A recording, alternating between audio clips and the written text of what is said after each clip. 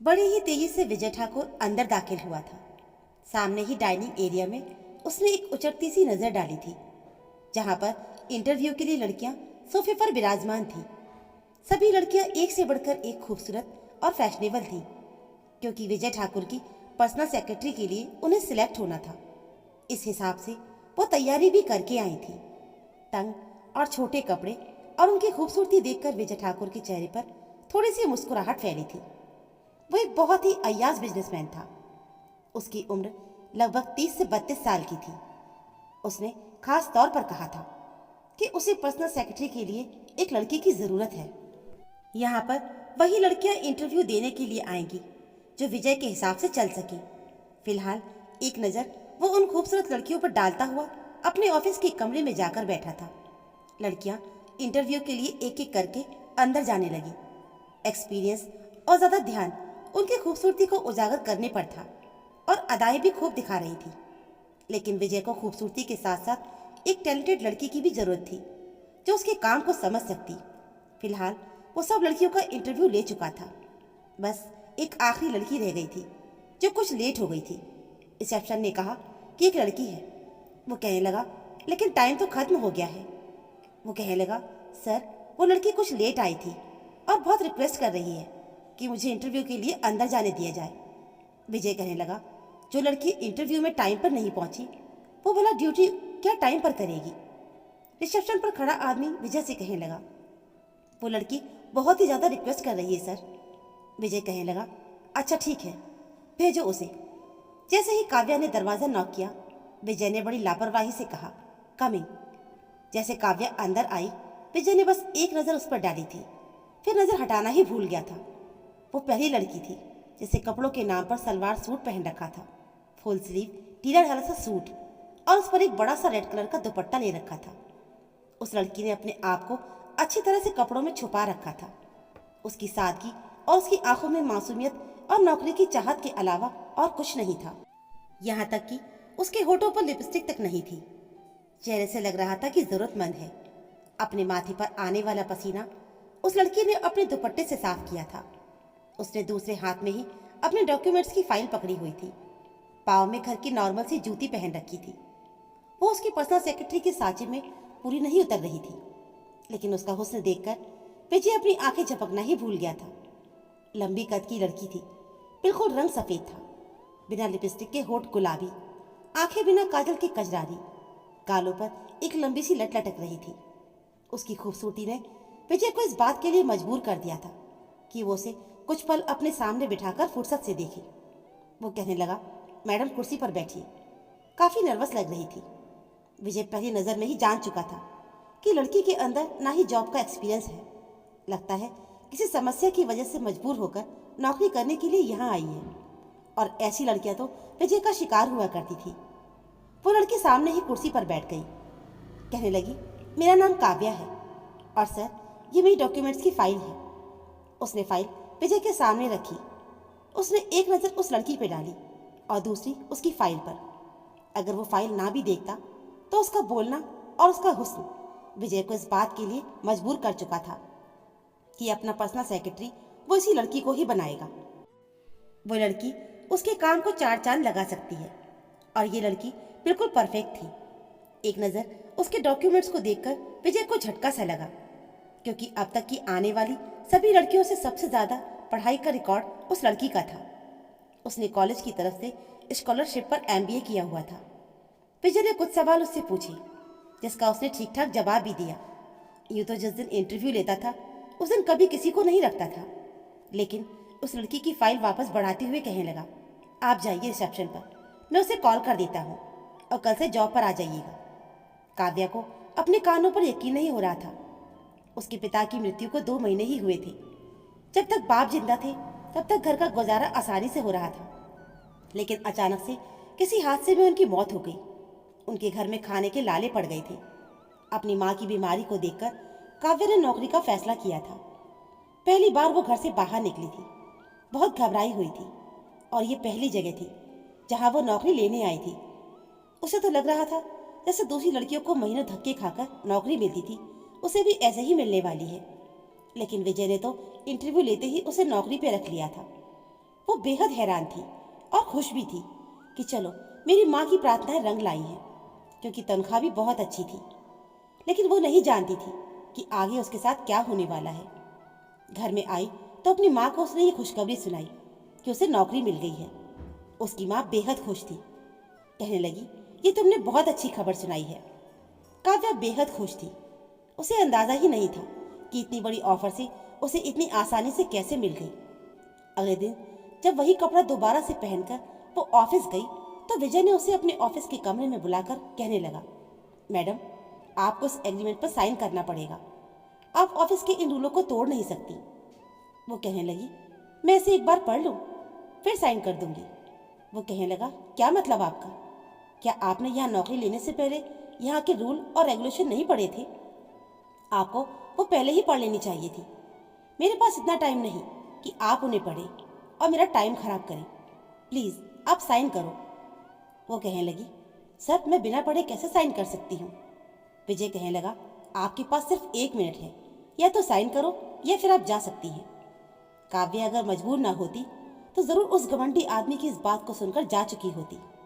उसने गहरी सी सांस ली और फिर उस पेपर्स पर साइन कर दिए। वो नहीं जानती थी कि विजय के चेहरे पर कैसी कमीनी हंसी छाई है। मिडिल क्लास की लड़कियों की मजबूरी से खेलना उसकी पुरानी आदत थी। उसके लिए काव्या जैसी मासूम लड़कियों को अपने काबू में करना मुश्किल नहीं था। फिलहाल काव्या ने जॉब शुरू कर दी। अभी उसे जॉब करते हुए 1 महीना नहीं हुआ था। विजय जैसे ही ऑफिस में दाखिल हुआ, उसने केबिन में काव्या को बैठे देखा। वो लैपटॉप पर कुछ फाइल को चेक कर रही थी। उसके पास जाकर वो खड़ा हो गया। 1 मिनट उसके सर से पैर तक नजर दौड़ाई। वो उसका हुस्न देखकर बार बार अपना होश खो बैठता था। फिलहाल उसने कहा कि आप मेरे ऑफिस में आइए, मुझे आपसे कुछ काम है। काव्या जब उसके कमरे में गई तो वो अपनी रिवॉल्विंग चेयर पर बैठा था। मुंह में सिगरेट लिए उसे लाइटर से जला रहा था। काव्या ने कहा, यस सर। वो कहने लगा, आपको पता है ना कि मैंने आपको किस ड्यूटी पर अपॉइंटमेंट किया है? विजय के सवाल पर काव्या उसे घबराती हुई नजरों से देखने लगी। कहने लगा, आप मेरी पर्सनल सेक्रेटरी के तौर पर इस ऑफिस में आई हैं। क्या मुझे आपको याद दिलाना पड़ेगा काव्या? विजय ने सिगरेट की राख ट्रे में झाड़ते हुए कहा और धुएं का गोल बनाकर काव्या के मुंह पर उड़ाया। ये देखकर काव्या के माथे पर बल पड़ गए। उसे अपने बॉस की ये हरकत बहुत ही घटिया लगी थी। कहने लगा, आपने अपना हुलिया देखा है? क्या एक पर्सनल सेक्रेटरी ऐसे आती है? ऑफिस में देखिए, अगर आपको पैसों की कोई प्रॉब्लम है तो मैं आपको अभी की अभी एक चेक काट कर देता हूँ, लेकिन कल से आप इस हुलिये में मत आना। जैसे एक पर्सनल सेक्रेटरी आती है, आप उस हुलिये में आना। विजय की बात सुनकर काव्या समझ ही नहीं पा रही थी कि यह आदमी कैसा है और उससे कहना क्या चाहता है। विजय ने फिर से धुआं उड़ाते हुए सिगरेट को ट्रे में बुझा दिया और कहने लगा, आईने में अपना हुलिया देखो। ऐसा लगता है आप किसी ऑफिस में नहीं बल्कि किसी स्कूल में जा रही हो। इतना लंबा सूट, ऊपर से इतना लंबा दुपट्टा ले रखा है। मेरे स्टाफ की किसी भी लेडीज एम्प्लॉय को आपने इस हुलिये में देखा है जिस हुलिये में आप हमेशा ऑफिस आ रही हैं? देखिए, मुझे इस तरह के कपड़ों में लड़कियां बिल्कुल भी पसंद नहीं। आप बाहर जाइए और मेरे ऑफिस की सारी लड़कियों पर नजर दौड़ाइए। यहाँ की लड़कियां कैसे तैयार होकर आती हैं। कल से आप मुझे वैसे ही कपड़ों में नजर आनी चाहिए। ये कहते हुए उसने सर से पैर तक बड़ी गहरी नजरों से काव्या को देखा था और फिर सामने रखे चेकबुक से चेक काटा। जैसे ही काव्या जाने के लिए मुड़ी, कहने लगा, ये लो ब्लैंक चेक। इस पर जितने पैसे चाहिए आप भरकर अपने लिए शॉपिंग कर लेना। ये मत समझना कि ये पैसे आपकी तनख्वाह से काटूंगा, ये आप मेरी तरफ से रख लो। काव्या को ये बात अपनी बेइज्जती लगी थी। कहने लगी, सर, मुझे एहसान की जरूरत नहीं, मैं मैनेज कर सकती हूँ। उसने वो चेक वहीं रखा और विजय के ऑफिस से कमरे से बाहर आ गई। वो जानती थी कि वहाँ के एम्प्लॉय किस तरह के कपड़े पहनती हैं, लेकिन वो ऐसे नहीं पहन सकती थी। अब समझ नहीं आ रहा था कि वो क्या करे और क्या ना करे। बड़ी आसानी से मिलने वाली नौकरी अब उसके गले का कांटा बनने लगी थी और वो छोड़ भी नहीं सकती थी, क्योंकि इतनी जल्दी दूसरी नौकरी का मिल जाना आसान नहीं होता। इसलिए वो सोच रही थी कि जब तक दूसरी नौकरी का इंतजाम नहीं हो जाता, उसे मजबूरी में ही सही अपने बॉस की बात माननी पड़ेगी। पैसे तो उसके पास बिल्कुल भी नहीं थे, बस एक अंगूठी थी जो उसकी माँ ने उसे दे रखी थी। उसने ऑफिस जाते हुए सुनार की दुकान पर गिरवी रखकर वैसे ही कपड़े खरीदे जैसे कि वहां की ऑफिस की एम्प्लॉय पहनती थी।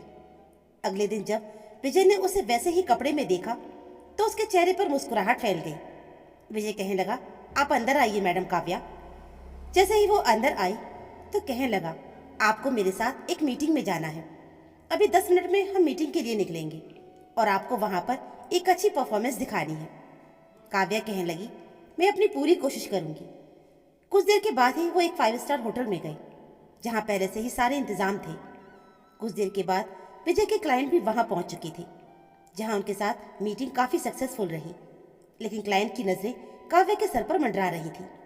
वो काफी नर्वस होने लगी थी और अपना हाथ छुड़ाकर पीछे कर लेती थी, जबकि उसकी हरकत को देखकर वो जान चुका था कि उसे ये सब बिल्कुल पसंद नहीं। लेकिन जानबूझकर वो उसे परेशान कर रहा था। समझता था कि हर लड़की उसके पैसे की चमक देखकर उसके सामने गिर जाएगी, लेकिन वो एक अच्छे किरदार की लड़की थी। मीटिंग खत्म होते ही काव्या जैसे ही रेस्टोरेंट से बाहर आई कहने लगी, सर मैं अपने घर जाना चाहती हूँ क्योंकि काफ़ी टाइम हो चुका है। विजय कहने लगा, मैं आपको छोड़ देता हूँ। वो कहने लगी, नहीं बहुत बहुत धन्यवाद, मुझे बस से जाने की आदत है, मैं बस से ही जाना पसंद करूँगी। वो कहने लगा, जैसी आपकी मर्जी। विजय का एक क्लाइंट उसे दबे शब्दों में कह चुका था कि डील उस वक्त फाइनल करेंगे जब वो उन्हें खुश करेगी। लेकिन वो जानता था कि काव्या इतनी जल्दी उसकी बात नहीं मानेगी। फिर कुछ उसकी नीयत भी उस पर खराब थी। वो चाहता था कि पहले वो काव्या के साथ टाइम बिताए और फिर उसके बाद उसके क्लाइंट के लिए। उसे लगता था कि वो काव्या को पैसों का लालच देगा तो वो उसकी बात मान जाएगी। इसलिए जब अगले दिन काव्या आई तो वो कहने लगा, आपकी वजह से मेरी डील कैंसिल हो गई। मेरे क्लाइंट काफ़ी नाखुश हो गए थे। वो कहने लगी, क्या मतलब? कल तक तो उन्हें कोई एतराज़ नहीं था। कहने लगा कि आपकी पर्सनल सेक्रेटरी सिर्फ देखने में ही खूबसूरत है, सीधे मुंह तो बात तक नहीं करती। यह सुनकर काव्या को हैरानी हुई। वो बोली, मैंने तो बड़े प्यार से और तमीज से उनके साथ बात की थी। विजय कहने लगा कि उन्हें अदाएं दिखाने वाली लड़कियां पसंद आती हैं, तुम्हारी जैसी सीधी सादी लड़कियां पसंद नहीं हैं। आप खूबसूरत तो हो। लेकिन ये कहकर उसने सर से पैर तक काव्या को देखा। काव्या ने अपना दुपट्टा दोबारा से अपने कंधों पर जमाया। वो उसके पास आ गया और अपने हाथ से उसके दुपट्टे को उसके कंधे से हटाकर नीचे फेंक दिया और कहा कि अपने बालों को खोलकर आया करो जैसे कि बाकी लड़कियां आती हैं। ये कहते हुए उसके बालों को छू रहा था। वो देखना चाहता था कि वो उसे कहाँ तक परमिशन देती है अपने आप को छूने की। लेकिन काव्या जल्दी ही उससे पीछे हट गई। कहने लगी, सर प्लीज़, मैं यहाँ जॉब करती हूँ और इसी के पैसे लेती हूँ, अपने आप को दिखाने के लिए नहीं। मैं आपकी क्लाइंट की कोई उल्टी सीधी डिमांड पूरी नहीं कर सकती। I am very sorry. Vijay कहने लगा, ये तो आपको पहले सोचना चाहिए था। मेरे ख्याल से आपको अंदाजा होना चाहिए था कि पर्सनल सेक्रेटरी को क्या क्या करना पड़ता है। किसी तरह से अपने बॉस को खुश रखना पड़ता है। आप मुझे खुश रखेंगी तो मैं तुम्हारी मदद करने की पूरी कोशिश करता रहूँगा। ये कहते हुए विजय उसके करीब आने लगा, लेकिन उसने उसे गुस्से से देखा। वो कहने लगी, मुझसे तमीज़ से बात करो, मैं एक शरीफ घर से संबंध रखती हूँ। इस तरह की बातें ना सुनती हूँ और ना ही बर्दाश्त करती हूँ। मुझे नहीं करनी आपकी नौकरी। काव्या की मुझसे ये बात सुनकर वो हंसने लगा। कहने लगा, आपने एग्रीमेंट पर साइन करने से पहले पढ़ा नहीं था? आप 1 साल से पहले मेरी नौकरी छोड़कर नहीं जा सकती। अगर छोड़ोगी तो आपको 5 लाख रुपए मुझे देने पड़ेंगे। आप 5 लाख दे दो और मेरे ऑफिस से जा सकती हो। विजय ने कंधे उचका कर कहा। वो पहले से ही उसके पर काट चुका था। वो अपने एग्रीमेंट की सूरत में कहने लगी, आपने मुझे एग्रीमेंट पढ़ने ही नहीं दिया। वो कहने लगा, मैं तो हर लड़की के साथ ऐसा ही करता हूँ, सिर्फ 1 मिनट का ही टाइम देता हूँ। आप चाहती तो साइन ना करती और चली जाती। साइन करने का मतलब तो यही है ना कि आपने एग्री कर लिया है, तो अब नखरे किस बात की दिखा रही हो? वो कहने लगी, प्लीज़ मुझे इस तरह की बातें ना करो। विजय अब समझ चुका था कि वो लड़की बिकाऊ बिल्कुल भी नहीं। ये ना हो कि वो उसके लिए कोई नई मुश्किल पैदा कर दे। कहने लगा, ठीक है आप जाइए, आपसे फिर कभी बात करूँगा। काव्या जब घर आई तो वो बहुत ही परेशान थी, लेकिन उसकी माँ बजाय अपनी बेटी की परेशानी देखे उसे घर के खर्च बता रही थी। काव्या कहने लगी, माँ आप परेशान ना हो, सब कुछ हो जाएगा। रात को काव्या अपनी बेबसी पर आंसू बहा रही थी और रात भर भगवान से प्रार्थना करती रही। सुबह उसके दिमाग में एक आइडिया आया, क्यों ना मैं पुलिस स्टेशन जाकर अपनी सारी समस्या पुलिस को बताऊं। वो सुबह ही बिना चाय पिए घर से सीधे पुलिस स्टेशन के लिए निकल गई। जब थाने पहुंची तो उसकी नज़र एक कांस्टेबल पर पड़ी जो उसी का क्लासमेट था। उससे मिलकर वो बड़ी खुश हुई और वो कांस्टेबल भी उससे अपने स्कूल कॉलेज की बातें करने लगा। अब तुम क्या कर रही हो? क्या तुम कहीं जॉब कर रही हो या शादी करके हाउसवाइफ बन गई हो? काव्या मुस्कुराई और कहने लगी, नहीं, ऐसा कुछ भी नहीं है। जब तक मेरे पिताजी जिंदा थे तो हमारी जिंदगी बहुत आसान थी। पिता की मृत्यु के बाद हम पर मुसीबत का पहाड़ टूट पड़ा। और उसने वो सारी ऑफिस की अपनी बात बताई। कहने लगी कि मैं तो बुरी तरह से फंस गई हूँ, अब मुझे क्या करना चाहिए? कांस्टेबल कहने लगा, काव्या, तुमने गलती तो की है। साइन करने से पहले तुम्हें पढ़ लेना चाहिए था, लेकिन अब तुम्हें हमेशा सतर्क और सावधान रहना है। उस आदमी की पहुंच ऊपर तक है तो हम उसका कुछ नहीं बिगाड़ सकते। फिलहाल काव्या ये सारी बातें करके सीधा ऑफिस आ गई थी। अगले दिन जब वो ऑफिस गई तो विजय किसी से फोन पर बात कर रहा था। उस वक्त वो अपने चेयर के पीछे बनी खिड़की के सामने खड़ा होकर बाहर देख रहा था। वो फोन पर बात कर रहा था। जैसे ही काव्या ने कमरे का दरवाजा खोला तो विजय की पीठ उसकी तरफ थी। उससे पहले कि वो अंदर आने की परमिशन लेती, वो चुप से खड़ी रही, क्योंकि जब वो फोन पर बात करता था तो किसी और की बात नहीं सुनता था, उसे डांट देता था। विजय फोन पर किसी से कह रहा था कि तुम फिक्र मत करो, लड़कियों का इंतजाम मैं कर चुका हूँ, बस बहुत जल्द उन्हें दुबई के लिए मैं भेज दूंगा। तुम फिक्र मत करो, कोई समस्या नहीं होगी।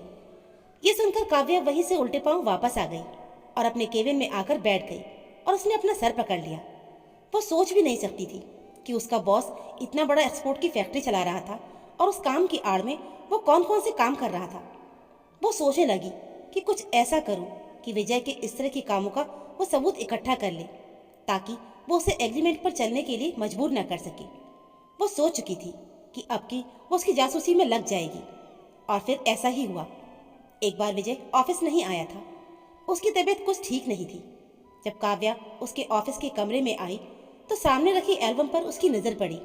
उसमें कुछ कागजात थे जो एक फाइल में रखे हुए थे। उसने वो फाइल खोली तो उसके होश ही उड़ गए थे।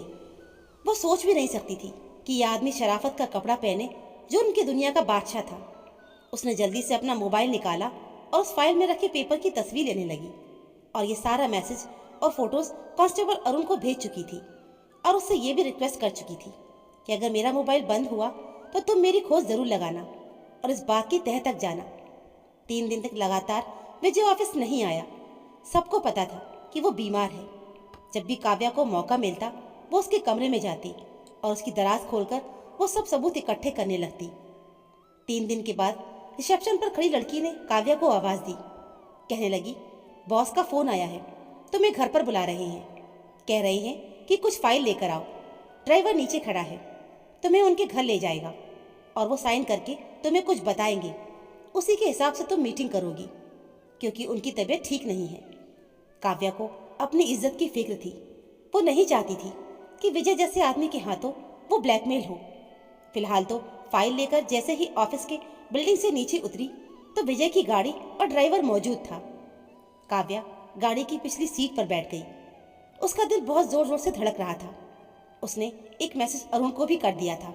उस आदमी से जान छुड़ाने के लिए काव्या के पास बस यही एक रास्ता था, और वो ये चाहती थी कि ये सारी इंफॉर्मेशन वो पुलिस को दे दे ताकि विजय पकड़ा जाए और बहुत सी लड़कियां इन बुरे कामों से बच जाए। फिलहाल उसे विजय का भरोसा जीतना था, इसलिए वो उसके घर चली गई। गाड़ी एक बहुत बड़े बंगले के सामने जाके रुकी थी। गाड़ी का हॉर्न सुनकर चौकीदार ने जल्दी से दरवाज़ा खोल दिया। एक नौकर ने आकर गाड़ी की पिछली सीट खोली थी। फिर वो नौकर कहने लगा, आइए मैं आपको सर के कमरे तक ले जाता हूँ। फिर आंगन में मौजूद सीढ़ियाँ दिखाकर नौकर ने काव्या से इशारा किया। कहने लगा, यहाँ से आप ऊपर चली जाओ और सामने वाला कमरा ही बॉस का है। काव्या कुछ कहे बिना ही ऊपर जाने लगी।